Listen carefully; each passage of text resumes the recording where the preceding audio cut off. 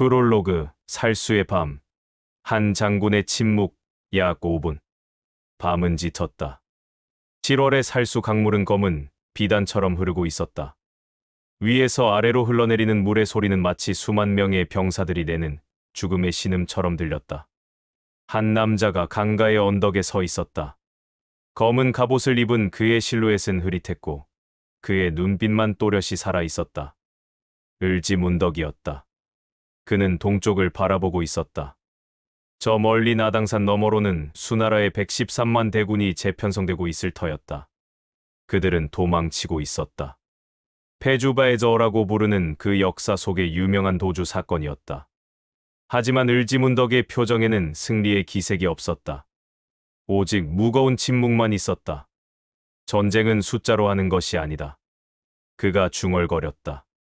목소리는 낮았고 마치 자신에게 말하는 것 같았다. 전쟁은 지혜로 하는 것이다. 그리고 지혜는 결국 죽음을 부른다. 아무리 지혜로운 죽음이라 하더라도 강물이 계속 흘렀다.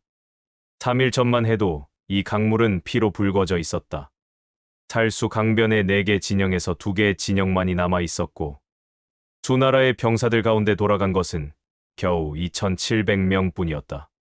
30만이 넘는 병사들이 이 강물과 함께 흘러갔다. 을지문덕은 손을 천천히 들었다. 그의 손가락에는 아직도 최전선의 흙이 묻어 있었다. 영양왕 폐하께는 뭐라 말할 것인가? 그는 다시 중얼거렸다. 승리라고. 이것을 승리라고 부를 것인가? 우리도 죽었다. 이만의 고구려 전사들이 이 강을 영원히 소유하게 되었다. 밤바람이 불었다. 여름밤의 바람은 따뜻했지만 어딘지 모르게 차갑게 느껴졌다. 그것은 죽음의 바람이었을 것이다. 을지문덕은 하늘을 바라봤다. 별은 별대로 밝게 빛나고 있었다. 별들은 전쟁도 모르고 죽음도 모르고 오직 자신의 궤도만 따라 밤하늘을 순환했다. 그 별들을 보며 을지문덕은 생각했다. 자신이 한 일이 그 별들 앞에서는 얼마나 작은 일인지를. 그럼에도 불구하고 그가 한 일은 고구려의 운명을 바꿔놓았다. 그것이 비극이었을까? 아니면 위대함이었을까? 을지문덕은 돌아설 준비를 했다. 이제 더 이상의 말은 필요 없었다. 살수의 밤은 계속될 것이고 강물은 계속 흐를 것이고 그의 이름은 이 강물과 함께 역사 속으로 영원히 흘러갈 것이다. 한 장. 혼란의 고구려. 그 이름 을지문덕 약 10분. 이 이야기는 한 남자가 태어날 때부터 시작해야 한다. 을지문덕이 이 세상에 태어난 것은 정확히 언제였을까? 역사 기록은 침묵한다. 우리는 그가 살수 전투 당시 70세 이상이었다는 것만 안다. 그렇다면 그는 서기 530년경 혹은 그보다 몇십 년 더 이전에 태어났을 가능성이 높다. 그가 태어난 시대는 무엇인가? 고구려는 영양왕의 손 안에 있던 시대였다. 영양왕은 고구려의 27대 왕이었고 그의 재위 기간은 서기 593년부터 618년까지 무려 25년간 계속되었다. 이것은 고구려 사상 가장 긴 재위 기간 중 하나였다. 하지만 이 시대는 고구려의 황금기가 아니었다. 오히려 그 반대였다. 북쪽에서는 수나라가 중국을 통일했다. 양나라를 멸망시킨 수나라의 양제는 한 남자였다. 우리는 그를 수양제 쇠양디라고 부르지만 그의 본명은 양광이었다. 양광은 야망이 많은 황제였다. 야심 또한 많았다. 그는 생각했다. 자신은 중국의 황제이지 않은가? 그렇다면 이 동쪽 끝의 작은 나라들도 자신의 영토가 되어야 하지 않을까? 이렇게 비만상조가 된 역사적 배경 속에서 고구려는 위협을 느끼기 시작했다. 영양왕은 현명한 왕이었다. 그는 고구려의 미래를 생각했다. 고구려는 작지 않았지만 수나라에 비하면 형편없이 작았다. 게다가 고구려 내부의 정치는 불안정했다. 귀족들 사이의 권력 싸움이 계속되었고 때로는 반란까지 일어났다. 이런 불안정한 상황 속에서 영양왕은 한 명의 인물을 필요로 하기 시작했다. 그는 누군가 한 명을 필요로 했다. 그 누군가는 지혜가 있어야 했다. 군사적 지혜만이 아니라 정치적 지혜도 있어야 했다. 또한 그는 충직해야 했다. 왕의 야심을 갖지 말고 오직 나라만을 생각해야 했다. 을지문덕이 영양왕의 시야에 들어온 것은 이렇게 우연치 않은 필요성 때문이었을 것이다. 을지문덕의 어린 시절에 대해 알려진 것은 거의 없다. 다만 한 가지 확실한 것은 그가 문무겸전 맹무지엔 최한한 인물이었다는 점이다. 즉, 그는 글도 잘했고 무술도 잘했다.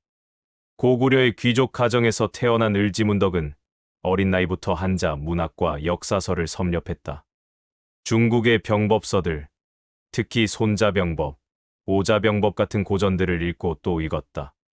그는 이 책들을 읽으면서 단순한 지식을 얻은 것이 아니었다. 그는 전쟁의 본질을 깨닫기 시작했다. 전쟁이란 무엇인가?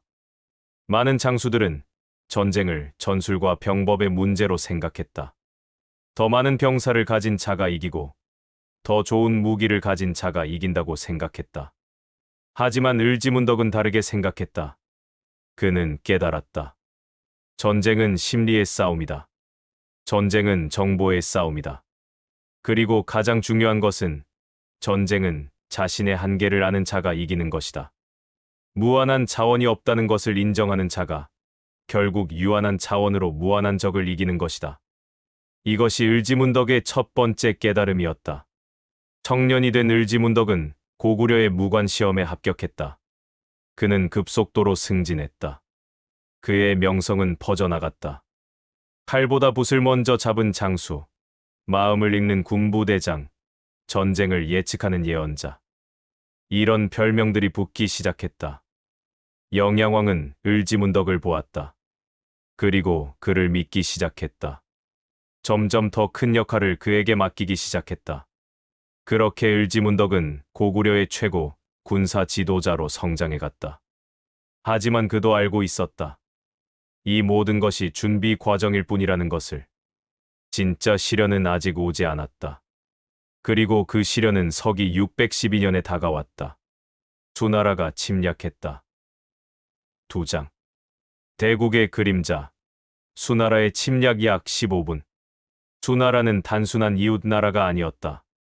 그것은 거대한 제국이었다. 중국 역사상 최초로 남북을 통일한 제국이었다. 수나라는 서기 581년에 북주베이저를 멸망시키고 그해 수문제 쇠원디 양견이 새로운 왕조를 세웠다. 수문제는 뛰어난 행정가였다. 그는 중국을 하나로 통일한 후 거기에 머물지 않았다. 그는 야욕을 품었다. 그리고 서기 604년 수문제가 죽고 그의 아들 수양제 양광이 황제의 자리에 앉았다. 수양제는 아버지와 달랐다. 아버지가 현명함의 황제였다면 아들은 야심의 황제였다. 야심은 때로 나라를 움직인다. 하지만 과도한 야심은 나라를 망친다. 수양제는 그 과도한 야심을 갖고 있던 황제였다.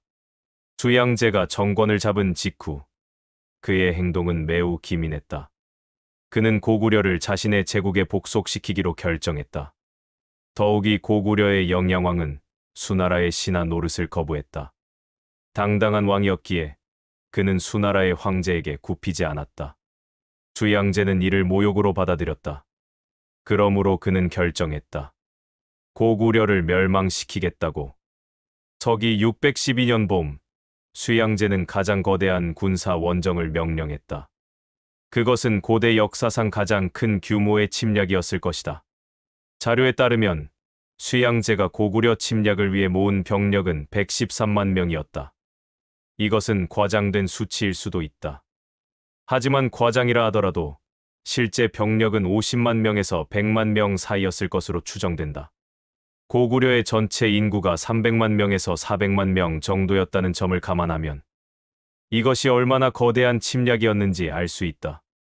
이 110만의 대군은 어떻게 모여진 것인가? 수나라의 제국은 매우 중앙 집권화된 구조였다. 지방의 군대들이 중앙의 명령에 따라 차출되었다. 동쪽의 산둥 지역에서 수만 명, 남쪽의 강남 지역에서 수만 명, 중원의 허난 지역에서 또 수만 명. 이런 식으로 병력이 모여졌다. 이 대군은 행군했다. 길은 길이 험했다. 식량의 공급은 매우 어려웠다. 당시의 기록을 보면 이 대군을 수송하기 위해 수나라는 엄청난 노력을 들였다. 보급 부대만 해도 수백 개였다. 나머지 병사들보다 더 많은 사람들이 짐을 나르는 역할을 했다.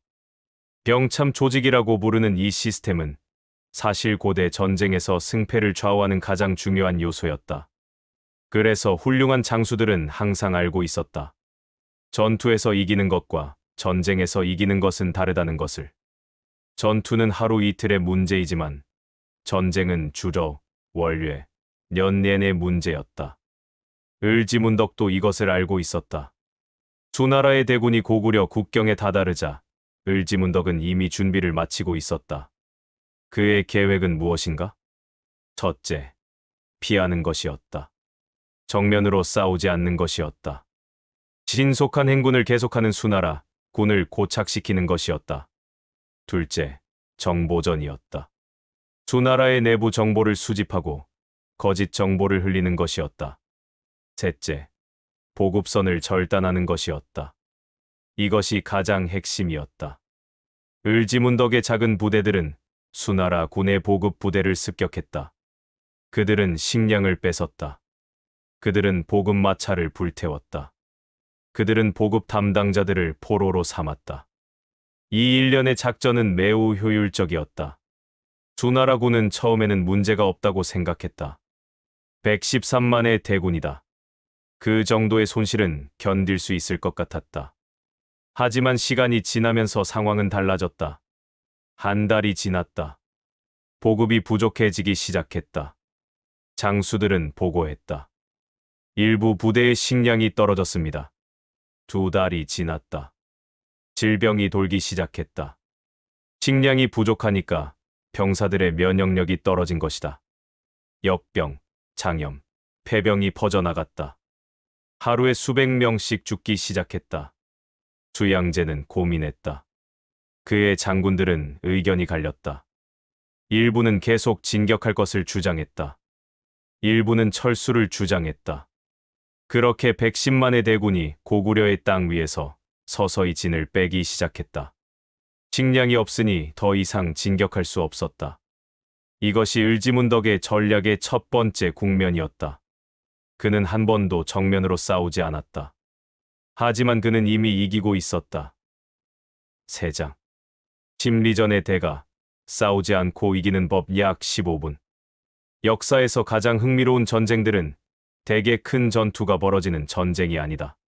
오히려 큰 전투 없이 승패가 결정되는 전쟁들이 더욱 흥미롭다. 을지문덕의 전쟁이 바로 그렇다. 을지문덕이 사용한 전략의 이름을 뭐라고 부를까? 군사학자들은 이를 심리전, 정보전, 고착전 등 여러 이름으로 부른다. 하지만 가장 정확한 이름은 무엇일까? 그것은 자기 약점을 인정하는 전략이었다. 을지문덕은 자신의 약점을 명확히 알고 있었다. 고구려군은 수나라군에 비해 숫자에서 질린다. 장비에서도 뒤진다. 경제력도 뒤진다. 공업 생산력도 뒤진다. 즉, 정면 전쟁에서는 이길 가능성이 거의 없다는 것을 알고 있었다. 그렇다면 어떻게 해야 할까? 을지문덕의 답은 간단했다. 정면으로 싸우지 말자는 것이었다. 대신 다른 곳에서 싸우자는 것이었다. 첫 번째 전략은 적의 자만심을 키우는 것이었다. 을지문덕은 의도적으로 몇몇 전투에서 져주었다. 고구려군이 패배했다. 수나라군이 전진했다. 이것은 수양제에게 희소식으로 들렸다. 수양제는 생각했다. 역시 내 113만 대군은 무적이다. 그러면서 수양제의 조급함도 생겨났다. 빨리 고구려를 멸망시키고 싶었다. 조급함은 판단력을 흐린다. 판단력이 흐려진 장수는 실수를 한다. 두 번째 전략은 거짓 정보 유포였다. 을지문덕의 사람들은 수나라, 진영에 간첩을 보냈다. 이 간첩들은 고구려의 형편없는 상황을 알렸다. 고구려 내부에서 반란이 일어났다더라. 영양왕이 항복할 준비를 하고 있다더라. 이런 거짓 정보들이 수나라 진영에 퍼져나갔다. 수양제는 이 정보를 믿었다. 그러면서 그의 조급함은 더해졌다. 빨리 진격하자. 고구려가 항복할 준비를 하고 있다더라. 세 번째이자 가장 중요한 전략은 지연 전술이었다. 을지문덕은 고구려의 남쪽에서 출발하는 수나라군을 계속 피했다. 그는 그들을 북쪽으로 밀어 올렸다. 북쪽으로 갈수록 식량 공급이 더 어려워진다. 도로도 더 험해진다. 날씨도 더 나빠진다. 을지문덕의 군대는 항상 한 발 앞서 있었다. 수나라군이 추적할 때 고구려군은 이미 사라져 있었다. 전투가 벌어지려 하면 고구려군은 지형을 이용해 도망쳤다. 이것을 반복하면서 몇 개월이 지났다. 수나라군의 병사들은 지쳐 있었다. 매일 행군이다. 전투도 없고 식량도 부족하다. 질병이 돈다. 모두가 지쳐 있었다. 을지문덕은 이 지점을 기다리고 있었다.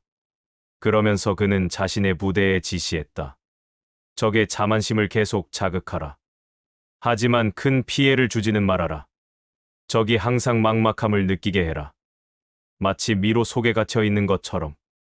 이것을 심리전이라고 부른다. 수나라군의 장군들 사이에 갈등이 생기기 시작했다. 우리가 이기고 있는 건가 졌는 건가? 이 전쟁이 끝날 날이 오긴 할 건가? 고구려가 정말 항복하려는 건가? 아니면 우리를 골탕 먹이는 건가? 이런 의문들이 계속 나돌았다. 을지문덕은 알고 있었다. 전쟁에서 가장 먼저 무너지는 것은 신체가 아니라 정신이라는 것을.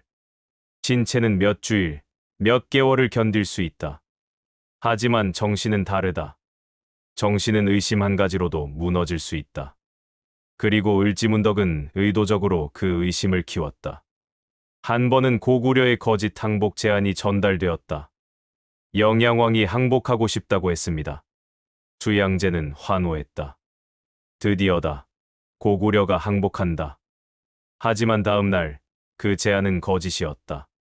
고구려군이 수나라의 행군 부대를 습격했다. 이런 식으로 수양제의 희망과 절망이 반복되었다. 희망, 절망, 희망, 절망. 이것은 정신적인 고문이었다. 모두가 지쳐 있었다. 모두가 이 전쟁의 끝을 바라고 있었다. 을지문덕은 그 순간을 기다리고 있었다. 그리고 그 순간이 다가오고 있었다. 내장. 살수대첩, 강물 위의 전설 약 20분. 결국 수나라군은 퇴각을 결정했다. 처음에는 군사적 전술이었다. 수양제는 주장했다. 겨울이 온다. 겨울이 오면 우리 군대가 더 많이 죽을 것이다. 내년 봄에 다시 침략하자. 하지만 수양제도 알고 있었다. 다음 해가 있을까 봐서였다. 고구려군에 의해 계속 손실이 나고 있었다. 수나라군은 더 이상 싸울 의지를 잃고 있었다. 결국 수양제는 퇴각 명령을 내렸다. 110만의 대군이 고구려에서 빠져나가기 시작했다. 을지문덕은 이 신호를 포착했다. 적이 도망친다. 그의 부하가 보고했다. 그렇다. 이제다. 을지문덕은 검을 빼들었다. 퇴각하는 수나라군은 살수강을 반드시 건너야 했다. 살수는 선우시엔리오와 도나던화 사이에 흐르는 강이었다. 고구려 영토를 벗어나기 위해서는 이 강을 건너야 했다. 을지문덕은 그의 계획을 짰다. 첫째, 고구려군이 우세한 위치에서 수나라군을 압박할 것이다. 수나라군은 더 빨리 강으로 향할 것이다. 둘째, 강가에 도착한 수나라군은 강을 건너기 위해 배나 다리를 이용할 것이다. 셋째, 바로 그 순간 고구려군이 최강의 공격을 퍼붓는 것이다. 강을 건너는 적은 가장 약한 적이다. 을지문덕은 그렇게 중얼거렸다. 그리고 그렇게 되었다. 살수 강가에는 수나라군이 몰려 있었다. 혼란스러움 그 자체였다. 병사들은 강을 건너기 위해 몸부림치고 있었다. 배는 부족했다. 다리는 벌써 한두 개가 파괴되어 있었다. 모두가 강을 건너려고 시도했다. 그 순간 고구려군의 함성이 울렸다. 으아! 고구려의 전사들이 강가로 내려왔다. 그들의 칼과 화살이 강을 덮었다. 수나라군의 병사들이 강 위에서 쓰러졌다. 강물이 붉어졌다. 배가 전복되었다. 사람들이 물에 빠졌다. 이 전투는 본래 의미의 전투가 아니었다. 이것은 일방적인 도살에 가까웠다. 을지문덕은 강가에서 말을 타고 있었다. 그의 눈은 차갑게 전장을 바라보고 있었다. 그의 표정에는 승리의 환희가 없었다. 오직 냉정한 판단만이 있었다. 얼마나 많은 병사가 빠져 있는가? 약 30만 명 이상으로 추정됩니다. 얼마나 많은 병사가 도망쳤는가? 약 2,700명 정도입니다. 을지문덕은 침묵했다. 30만 명. 이것은 엄청난 숫자였다. 하지만 이것은 숫자의 문제만이 아니었다. 이 30만 명의 죽음은 수나라 제국 전체에 충격이 되었다. 수양제는 이 소식을 받았을 때 얼마나 놀랐을까? 그의 113만의 대군이 거의 전멸했다. 겨우 2,700명만이 돌아갔다. 이것이 가능한가? 가능했다. 을지문덕 때문에 가능했다. 이 전투 이후 수양제는 고구려를 다시는 침략하지 않았다. 그는 너무나 큰 충격을 받았다. 그리고 수나라 제국 자체가 이 원정에 의해 재정적으로 큰 타격을 입었다. 을지문덕은 이제 살수 강가에 홀로 서 있었다. 강물은 계속 흘렀다. 그 강물은 이제 죽음의 강물이 되어 있었다. 을지문덕은 다음과 같은 시를 지었다고 전해진다. 공이 많다. 자만 말라 자만하면 패망하리. 간단한 시였다. 하지만 이 시에는 깊은 철학이 담겨 있었다. 을지문덕은 무엇을 말하고 싶었는가? 그것은 다음과 같다. 승리는 한 번의 사건이 아니다. 승리는 처음부터 끝까지 지혜로운 선택을 하는 것이다. 그리고 가장 위험한 순간은 승리한 직후다. 왜냐하면 그 순간 우리는 자만에 빠질 가능성이 있기 때문이다. 을지문덕은 자신의 이 승리가 고구려의 최종적 승리를 보장하지 않는다는 것을 알고 있었다. 수나라는 여전히 강한 나라였다. 다른 침략이 올 수 있었다. 그리고 고구려 내부의 문제도 여전히 남아 있었다. 그래서 그는 경고했다. 공이 많다. 자만 말라. 이것은 단순한 경고가 아니었다. 이것은 자기 자신을 향한 경고였고, 고구려를 향한 경고였고, 그리고 후대의 모든 지도자들을 향한 경고였다. 5장. 승리 후의 고요. 진정한 리더의 무게 약 10분. 살수 전투가 끝난 후 고구려는 평화를 얻었다. 하지만 을지문덕은 무엇을 했을까? 이것이 흥미로운 점이다. 대부분의 역사 기록에서 을지문덕은 이 전투 이후 거의 나타나지 않는다. 그는 상을 받지 않았다. 적어도 기록에는 남아있지 않다. 그는 큰 지위를 얻지 않았다. 그는 자신의 이름을 드러내지 않았다. 그는 조용히 몸을 숨겼다. 이것은 무엇을 의미하는가? 많은 사람들이 을지문덕의 이 행동을 신비로워한다. 어떤 사람은 그가 시대를 초월한 현인이었다고 말한다. 어떤 사람은 그가 정치적으로 위험한 상황을 피한 것이라고 말한다. 하지만 가장 깊은 이유는 무엇일까? 그것은 을지문덕이 진정으로 이해하고 있던 것, 바로 그것이다. 진정한 승리는 자신의 이름을 남기는 것이 아니다. 진정한 승리는 나라를 구하는 것이다. 그리고 나라를 구한 후에는 그 나라가 계속 잘 존속하도록 하는 것이다. 만약 을지문덕이 살수 전투 후 큰 권력을 얻었다면 어떻게 되었을까? 아마도 귀족들 사이의 권력 싸움이 시작되었을 것이다. 을지문덕이 너무 강해진다. 우리의 권력을 빼앗아간다. 이런 식의 음모가 나돌았을 것이다.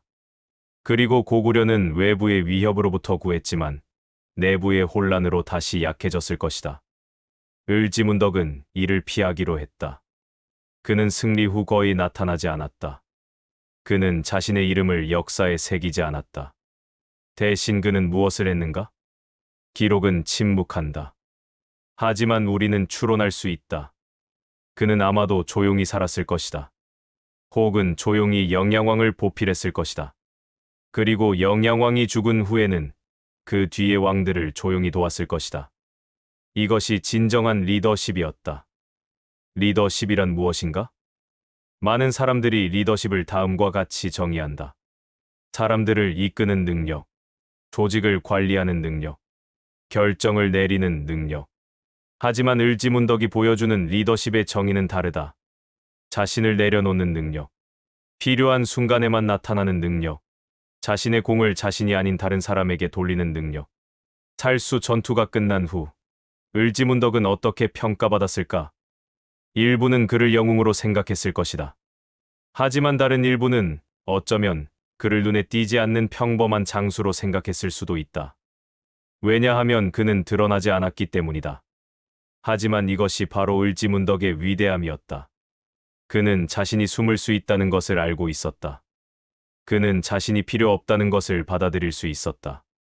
그는 고구려가 평화를 얻은 후 그 평화 속으로 자신을 완전히 녹여낼 수 있었다. 이것은 대부분의 위대한 장수들이 할 수 없는 일이다. 대부분의 위대한 장수들은 승리 후 큰 권력을 원한다. 그들은 자신의 공을 인정받기를 원한다. 그들은 역사에 이름을 남기기를 원한다. 하지만 을지문덕은 달랐다. 그는 침묵했다. 그는 고요했다. 그리고 그의 이 고요함이 역설적이게도 가장 크고 가장 깊은 웅성음이 되었다. 6장. 을지문덕의 리더십 분석 약 15분. 현대에 살고 있는 우리가 을지문덕의 이야기를 다시 읽어야 하는 이유는 무엇인가? 그것은 단순히 역사적 호기심 때문만은 아니다. 을지문덕이 펼친 리더십의 원리는 1400년이 지난 오늘날에도 여전히 유효하기 때문이다. 먼저 정보 중심의 리더십을 살펴보자. 을지문덕은 병법서를 읽으면서 깨달았다. 현대의 용어로 말하자면 그는 데이터를 중시했다. 수나라군이 가진 병력은 몇 명인가? 보급선은 어디인가? 그들의 사기는 어느 정도인가? 그들의 내부 갈등은 무엇인가? 을지문덕은 이 모든 정보를 수집했다. 그리고 수집한 정보를 바탕으로 전략을 짰다. 현대의 기업에서도 이것은 동일하다. 성공한 리더들은 정보를 중시한다. 시장 정보, 경쟁사 정보, 고객 정보. 이 모든 정보를 수집하고 분석한 후 전략을 세운다. 을지문덕도 이것을 했다. 그리고 그것이 그의 승리를 가져왔다. 두 번째로, 자신의 한계를 아는 리더십을 살펴보자. 을지문덕은 결코 과신하지 않았다. 그는 자신의 나라가 약하다는 것을 인정했다. 자신의 군대가 적군의 군대보다 작다는 것을 인정했다. 이것은 약점이 아니었다. 이것은 강점이었다. 왜냐하면 자신의 약점을 아는 사람만이 그 약점을 극복할 수 있기 때문이다. 자신이 약하다는 것을 모르는 사람은 절대 강해질 수 없다. 현대의 경영학에서 이것을 SWOT 분석이라고 부른다. Strength 강점과 Weakness 약점을 파악하고 Opportunity 기회와 Threat 위협을 분석하는 것이다. 을지문덕은 이미 이것을 1400년 전에 하고 있었다. 그의 강점은 무엇인가? 지형을 잘 안다. 병사들의 충성도가 높다. 작은 부대를 빠르게 움직일 수 있다. 그의 약점은 무엇인가? 숫자에서 뒤진다. 경제력이 떨어진다. 장기전에 유리하지 않다. 그의 기회는 무엇인가? 수나라 군의 보급선이 길다. 지형이 고구려에 유리하다. 수나라 군의 사기가 지치고 있다. 그의 위협은 무엇인가? 만약 수나라 군이 빠르게 진격한다면 고구려는 직면전에서 패배할 수 있다. 을지문덕은 이 모든 것을 계산했다. 그리고 그의 전략은 기회를 활용하면서 위협을 피하는 것이었다. 세 번째로, 인내의 리더십을 살펴보자. 을지문덕은 수나라 군과의 전쟁을 몇 개월간 끌었다. 이것은 의도적이었다. 그는 알고 있었다. 시간은 자신에게 유리하다는 것을. 현대의 비즈니스에서도 이것은 중요하다. 때로는 빠르게 결정하는 것이 중요하지만 때로는 인내하는 것이 더 중요하다. 장기 전략에서 인내심 없는 리더는 실패한다. 을지문덕은 이 인내심을 가지고 있었다. 그는 자신의 계획이 천천히 작동하기를 기다렸다. 그리고 그것이 작동했다. 네 번째로, 심리 전술의 리더십을 살펴보자. 을지문덕은 수나라 군의 심리 상태를 조종했다. 희망과 절망 사이를 오가게 했다. 자만심을 키웠다가 공포를 심었다. 현대의 마케팅에서도 이것은 중요하다. 고객의 심리를 이해하고 그들의 감정을 적절히 조종하는 것이 성공의 열쇠다. 을지문덕은 이미 1400년 전에 이것을 알고 있었다. 다섯 번째로, 겸손의 리더십을 살펴보자. 을지문덕은 승리 후 자신의 이름을 드러내지 않았다. 이것은 현대의 리더십에서 매우 드문 경우다. 대부분의 리더들은 자신의 성공을 최대한 알리고 싶어 한다. 자신의 이름이 최대한 많이 언론에 나오기를 원한다. 자신의 통장에 최대한 많은 돈이 쌓이기를 원한다. 하지만 을지문덕은 반대였다. 그는 자신이 필요 없어지는 순간을 기다렸다. 그리고 그 순간이 오자 그는 완전히 몸을 숨겼다. 이것이 진정한 리더십이 아닐까? 현대의 기업 조직에서 이런 리더십은 매우 드물다. 하지만 가장 장기적으로 성공하는 조직들은 대부분 이런 리더십을 가지고 있다. 왜냐하면 자신을 내려놓을 수 있는 리더만이 조직을 영원히 존속시킬 수 있기 때문이다. 자신의 이름을 드러내는 리더는 자신이 조직에 의존한다. 그리고 결국 조직은 그 리더에 의존하게 된다. 그 리더가 떠나면 조직은 무너진다. 하지만 을지문덕 같은 리더는 다르다. 그는 자신 없이도 조직이 잘 돌아가도록 만든다. 그리고 그렇기 때문에 조직은 영원히 존속한다. 고구려는 을지문덕 이후 약 100년을 더 존속했다. 그것은 을지문덕이 만들어 놓은 기초 때문이었다. 이것이 바로 을지문덕의 리더십의 진정한 의미다. 7장. 전설이 된 이름, 후대의 평가 약 10분. 을지문덕이 세상을 떠난 지 얼마나 오래가 지났을까? 정확한 기록은 남아있지 않다. 다만 그가 살수 전투 당시 70세 이상이었다는 기록만 있다. 그렇다면 그는 서기 612년 무렵 70세 이상이었다. 그렇다면 그가 세상을 떠난 것은 아마도 서기 620년대 또는 630년대였을 것으로 추정된다. 하지만 을지문덕의 이름은 죽지 않았다. 그가 세상을 떠난 후 그의 이름은 고구려의 역사 속에서 계속 떠다녔다. 고려 시대가 되었다. 고려의 왕들과 신하들은 을지문덕의 이야기를 배웠다. 그들은 을지문덕을 이상적인 장수로 생각했다. 을지문덕과 같이 지혜로운 장수를 원한다. 고려의 왕들이 그렇게 말했다. 조선 시대가 되었다. 조선의 신하들도 을지문덕을 기억했다. 그리고 임진왜란이 일어났다. 도요토미 히데요시의 도쿠가와 이에야스가 15만 5천 명의 군대를 이끌고 조선을 침략했다. 이 순간 한 명의 영웅이 나타났다. 이순신 장군이었다. 이순신은 누구였는가? 이순신은 도요토미의 육군을 상대하지 않았다. 대신 그는 해전에서 도요토미의 해군을 격파했다. 이순신이 도요토미의 해군을 격파한 전술은 무엇인가? 정보 수집, 지형 활용, 보급선 절단, 그리고 심리전. 이것은 을지문덕의 전술과 정확히 일치했다.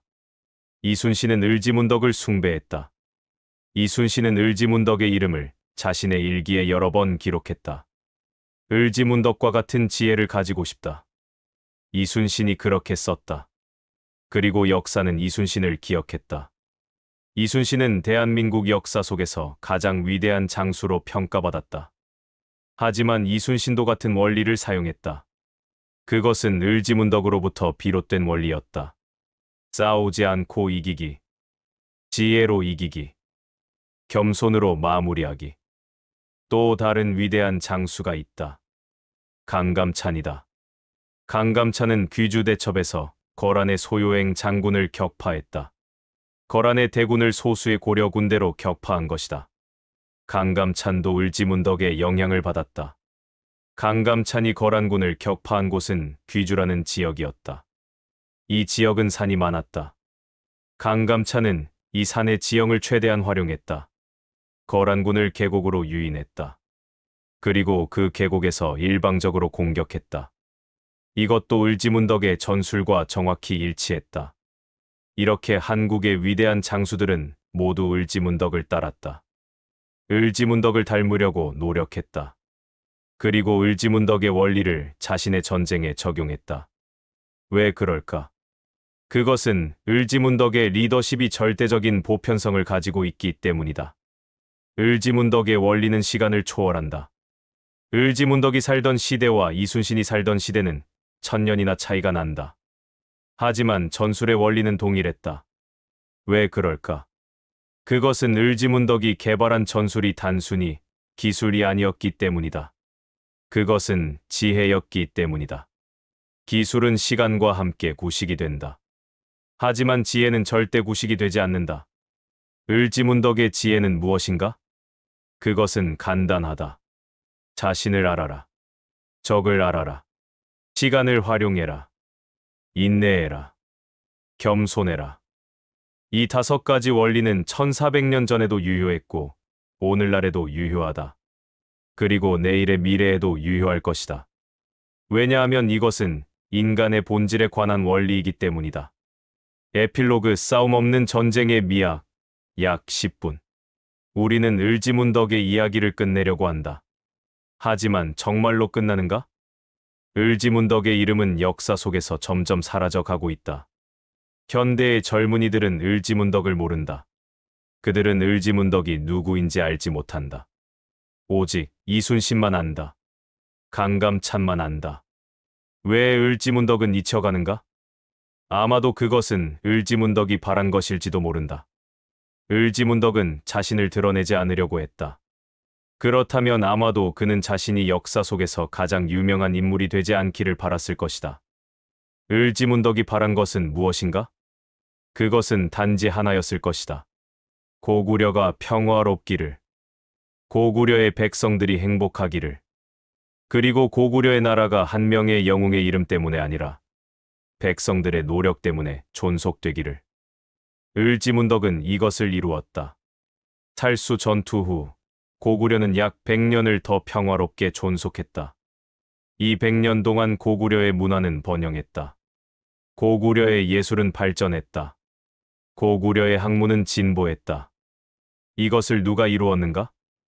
을지문덕이다. 그의 지혜가 나라를 구했고 그의 침묵이 평화를 지켰다. 이제 우리는 이 이야기를 마무리하면서 한 가지를 깨달아야 한다. 싸움 없는 전쟁의 미학이란 무엇인가? 그것은 전쟁을 하지 않으면서 전쟁을 이기는 것이다. 그것은 칼을 쓰지 않으면서 칼을 꺾는 것이다. 그것은 자신의 이름을 남기지 않으면서 영원히 기억되는 것이다. 을지문덕은 이것을 이루었다.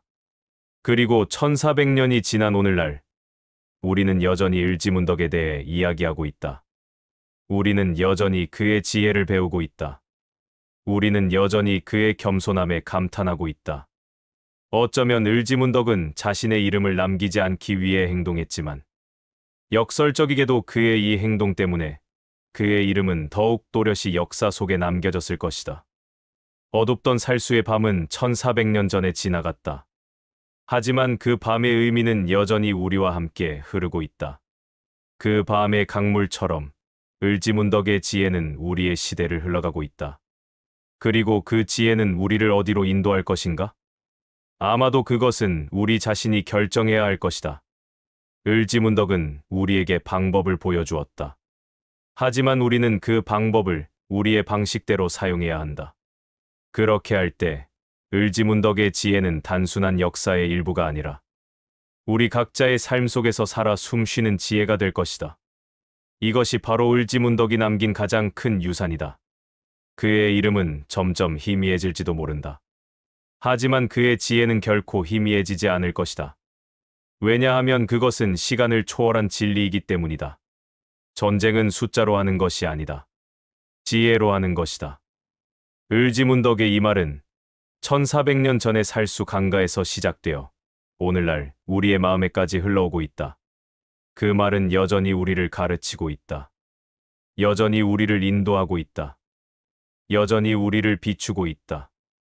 그것이 바로 을지문덕의 영원한 힘이다.